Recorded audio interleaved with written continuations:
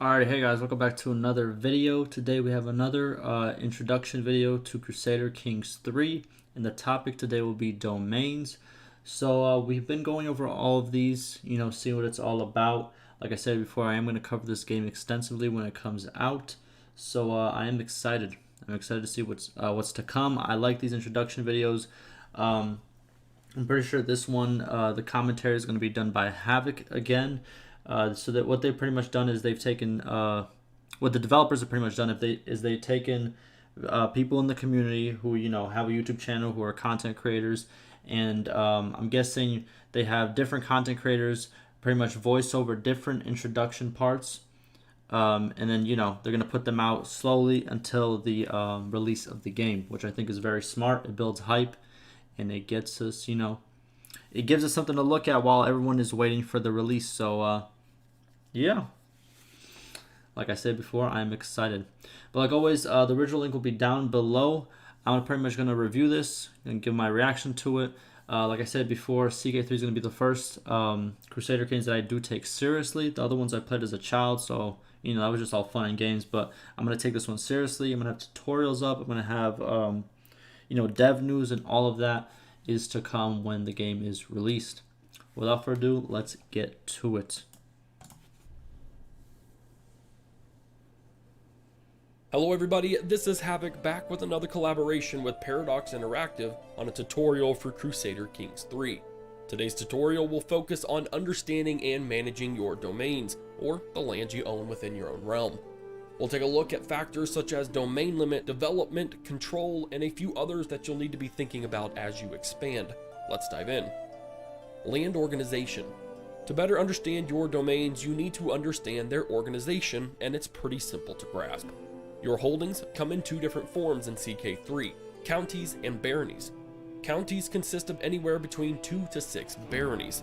Baronies are where your buildings are constructed, and we will cover later in the video, but it is at the county level where 3 of your more important constant values lie: development, control, and popular opinion. Development. Wait, so the baronies are the towns, and then the counties are pretty much where the baronies are located in? Is that kind of what was said? Hold on, let me run it back, sorry. And it's pretty simple to grasp. Your holdings come in two different forms in CK3, counties and baronies. Counties consist of anywhere between 2 to 6 baronies.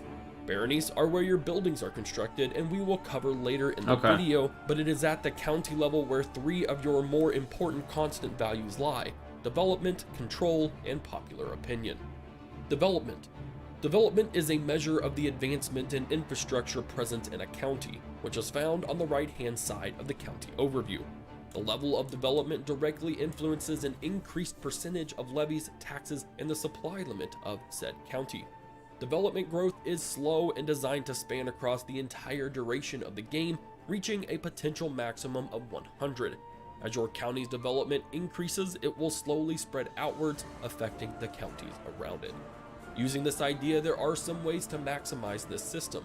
First, you can use your steward's increased development counselor task, although this is a very slow process and your steward could honestly be better used elsewhere. Counties with farmland and floodplains make ideal candidates for development, so focusing your efforts in those areas could yield potential centers for future generations, which would then spread to counties around it that are ideally in your empire, creating a long-term domino effect for development. Control. Control is the direct amount of power you hold. Man, like I said it before, there's so many different things to think about in this game. Obviously, for a person who's played like Crusader Kings like a lot, and you're probably watching this, you're probably like, oh, this is nothing or whatever. But like I said before, when I was a kid and I used to play this, I had no idea what half of the stuff that was going on even meant. I was just doing random things, you know what I mean? I wasn't successful at it, but I was just doing random things. But yeah, just like the level of depth and just all the other aspects and stuff, I'm ready for it, man. I'm ready for it. Over a county. Anything under 100 will see a reduced percentage in the amount of levies and taxes that a county contributes to you. A low amount of control may lead to county corruption, further causing a decrease in money and levies provided. During war, forcibly seizing territory will naturally see a decreased amount of control, and it's wise at times to consider a more peaceful means of acquiring territory, through vassalization for instance. It is of course possible to increase control in any county, the best way of which is to use your marshal's increased control counselor task, though depending on the amount of control, it could take quite a while to get back up to 100. Popular opinion. So you could use your steward if it's like something that you already own, and then if it's something that's very negative, you use the guy, I'm guessing, who has like the militia and like the police force kind of. Okay. Last county level value is equally as important as the first two, perhaps even more so, simply because of how you can handle it in your empire. Popular opinion is a measure from -100 to 100 of how the county's populace feels towards the character that holds their county. Do note that this may not be you, especially as you grow. Should the population become unhappy for long enough, they will be able to start or join a peasant or populist faction, which can easily spread quickly throughout the entire realm. This effect could ruin smaller empires if not kept in check. The easiest way to control popular opinion is by ensuring the county holder is of the same culture and faith as the population. This is what we need in Bannerlord. You know, I am a Bannerlord creator. If you go on my channel, obviously you're going to see a lot of Mount and Blade, you know, gameplay and videos and all that, right? But this is exactly what we need. The peasant rebellions, you know, all, you know, can't stress it enough. But yeah, I like seeing these videos because I do like concept videos for Bannerlord of stuff that I would like to see in the game, and a lot of stuff that's in this game would just make a lot of sense to be in Mount and Blade as well. But yeah, it really, because I'm thinking of all the possibilities and stuff, and like obviously I mentioned before, just like if we could get these two developers to just make a game together, ooh, it would be a good game. Although other factors from your county holder's characteristics may have a popular or negative influence on popular opinion regardless. Baronies and buildings. Now onto the smallest form of your land ownership's baronies. As mentioned earlier, each county is made up of a certain number of these, and each barony may or may not already have a building constructed in them. The three core types of holdings remain true from Crusader Kings 2: castles, cities, and temples. Castles provide levies and fortifications, cities give taxes and a focus on development, and temples provide taxes and a focus on control. Knowing this, you can think ahead to develop certain counties, build several cities to create a development hub, lots of castles and a choke point to slow down future enemies, or even several temples in an area that might be a constant hotspot for low control issues. As for the buildings themselves, it really depends on the terrain of the county. These regular buildings primarily focus on increasing levies and taxes, but several have a secondary effect that ranges from things like increased damage to certain military units or even straight development growth increases. New to CK3 is the idea of a duchy capital building.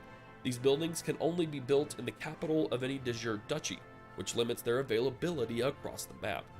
In order to actually build these, you will need to personally own the duchy title. And since you can only own 2 duchies without penalties, this limits a player's desire to hoard counties just to build these buildings. Duchy buildings are completely unique, providing much more intense benefits than the regular buildings themselves. To see the long-term effects of any building chain in your baronies, simply click on the preview button and check out the different stages of upgrades, their costs, and time to construct. This is immensely helpful in figuring out a strategy that will lay the foundations for future rulers of your empire. They thought of everything, even just to show you exactly what's going to happen in a couple years. Man. Oh. Because I'm watching this, it's like, I don't know. I like certain aspects of Mount and Blade, but I like a lot of aspects in this game. And it's like, I wish they were all in one game, but, you know, it is what it is. Domain limit. Bringing up duchy buildings and their limited availability requires a more basic understanding of how many lands you can personally own. This domain limit determines how many holdings you as a character can hold without penalties to income and vassal opinion. A holding can be on the barony level or on the county capital level, giving you a little bit of... Okay, so if you hold too much, your vassals are going to be like, this guy's kind of greedy, you know what I mean?